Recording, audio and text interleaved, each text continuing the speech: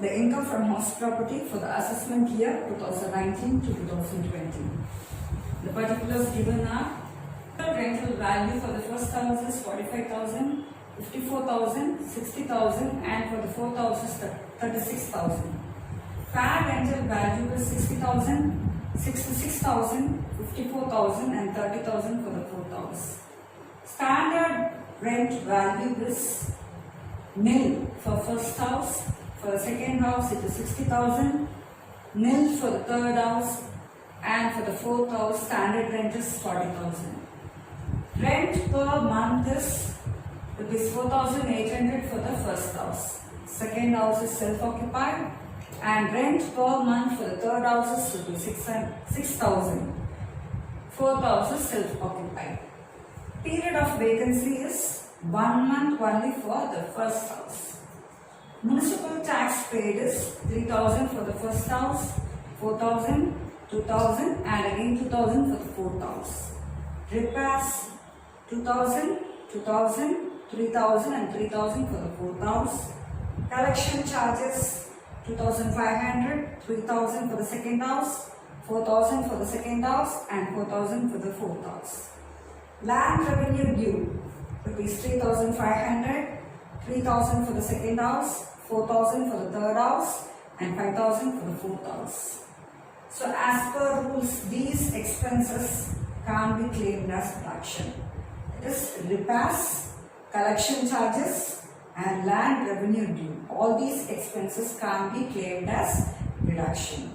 The next item is interest on capital borrowed on 1/1/1998.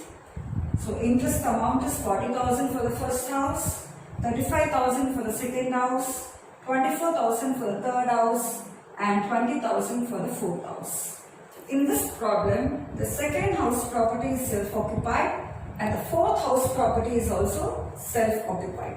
So more than one house is self-occupied. That is, second house and fourth house are self-occupied. So the house having greater gross annual value is treated as self-occupied, and the other house is treated as deemed to be let out.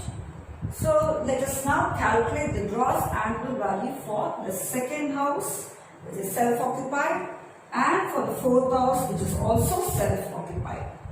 Let us calculate the gross annual value for the second house. So first calculate expected rent. Municipal value for the second house is 54,000, or fair rental value 66,000, which is greater. So take the greater value. Greater value is 66,000. Standard rent is given for the second house, which is 60,000. So greater value or standard rent, whichever is less, must be taken as expected rent.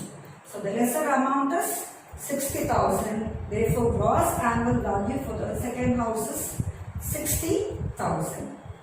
Now let us work out the gross annual value for the fourth house. First calculate expected rent. Municipal value for the fourth house is 36,000. Fair rental value is 30,000. So municipal value or fair rental value, whichever is greater, take the greater value of 36,000. So greater value or standard rent of rupees 40,000, whichever is less. It is 36,000 or 40,000, whichever is less, is taken as expected rent. And for the fourth house, expected rent is rupees 36,000. Therefore, gross annual value is rupees 36,000. So the gross annual value for the second house is 60,000, and the gross annual value for the fourth house is 36,000. The self-occupied house property having greater gross annual value is treated as self-occupied, and the other house, which is having less gross annual value, is treated as deemed to be let out. So according to our calculations, gross annual value for the second house is greater, it is more than the gross annual value for the fourth house. Gross annual value of the second self-occupied house is more than the fourth self-occupied house. Second house is treated as self-occupied, and the fourth house is treated as deemed to be let out. Gross annual value for first house. So first calculate calculate expected rent. Municipal value for the first house is 45,000 and fair rental value is rupees 60,000. So municipal value or fair rental value, whichever is greater, is the expected rent. And expected rent for the first house is rupees 60,000. Let us calculate the gross annual value for the first house, and for the first house, period of vacancy is 1 month.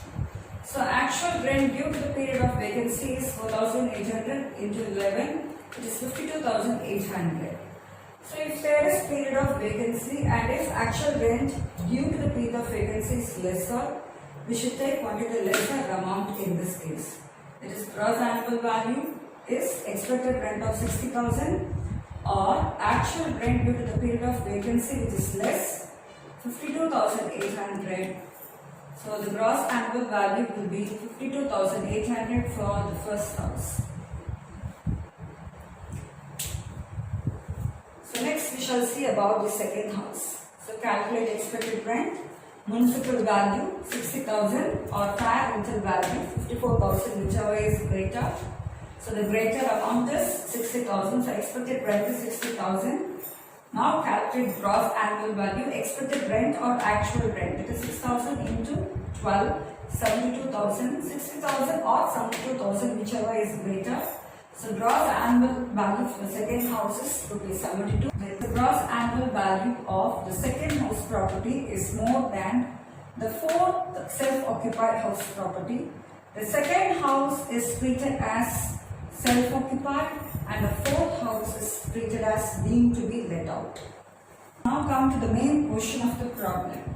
So first house is let out, second house is self-occupied, third is let out and fourth house is deemed to be let out. And the gross annual value for the first house is 52,800. For the second house it is nil because it is self-occupied. Third house 72,000 and for the fourth house 36,000. From this gross annual value, deduct municipal tax paid 3,000 for the first house. Deduction for municipal tax can't be claimed for the self-occupied house property. 2,000 for the third house and 2,000 for the fourth house. Therefore, net annual value is for the first house 49,800. Second, it is nil. Third, 70,000 and for the fourth house 34,000. From the net annual value, allow deductions under section 24. The first deduction is standard deduction at 30% of net annual value. So for the first house is 14,940. Second, it is nil because standard deduction at 30% on net annual value can't be claimed for self-occupied house property. For the third house, standard deduction is 21,000. Fourth house, 10,200. The next deduction to be allowed is interest on capital borrowed on 1/1/1998. So here the interest is borrowed before 1/4/1999.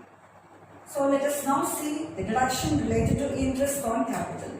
For the first let out house, the entire amount can be claimed as deduction, and in case of self-occupied house property, since the capital is borrowed before 1/4/1999, only up to 30,000 can be claimed as deduction, whereas the actual interest is 35,000.